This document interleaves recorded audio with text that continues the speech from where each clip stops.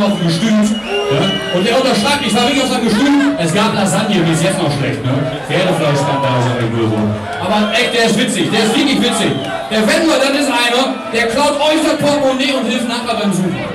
Ja, der ist wahr. Oder seine Autogramme unterschreibt er mittlerweile mit dem Satz: Wer seine Schulden bezahlt, verpleppert sein ganzes Vermögen. Das macht man nicht, oder? Nee, das macht man nicht. Ich muss mal eins loswerden. Ich bin ja wirklich viel unterwegs, letzte Woche Deutschland, Polen, Italien, überall. Aber heute hier im Rio Palace, ihr seid das beste Publikum, was ich jemals in meinem Leben hatte. Habe ich letzte Woche auch gesagt. Aber ist gut. Aber ich muss jetzt mal gucken, wo sind denn die Leute, die Abitur gemacht haben?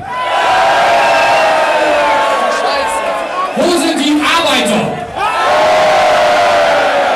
Wo sind die Hauptschüler? Wo sind die Sonderschüler? Oh, da war ich letzte Woche der Einzige. Gut, aber wir müssen noch kurz mal den Nationentest machen, haben wir die letzte Woche mal gemacht. Unser Gerät schaltet bei 124 Dezibel ab. Ich frage mal kurz nach Nation. Sind Einheimische hier? Spanien, España. Juanjo ist da. Ja? Okay, einer ist da. Haben wir Gäste aus Italien hier?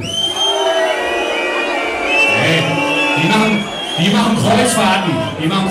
Costa Cordalis, so wie heißt das Ding. Ne? Haben die Gäste aus Holland hier? Steckt nur die Müllabfuhr.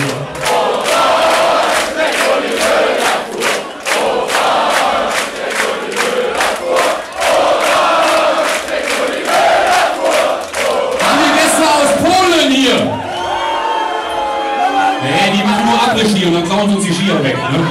Ja. So, Luxemburg, Schweiz, Österreich. Haben wir zufälligerweise heute Abend Gäste aus Deutschland hier? Oh, ich habe gerade gehört, 117 Dezibel. Ja, also 124 brauchen wir, das sind noch 7 dB, da kriegen wir hin, das ist so. Ja, so ein Polo, so ein Corsa von der Lautstärke, ja? Ich frage euch noch einmal, so, 100%, haben wir heute Abend Gäste aus Deutschland hier? 119 dB, Leute, so gehen die hier nicht von der Bühne, ihr müsst die Augen machen. Also, letzte Chance. Haben wir Gäste aus Deutschland hier? Ja, dann weiß ich es auch nicht. Dann gehen wir ins Großfinale. Jetzt geh doch zu Hause, du alte Scheiße!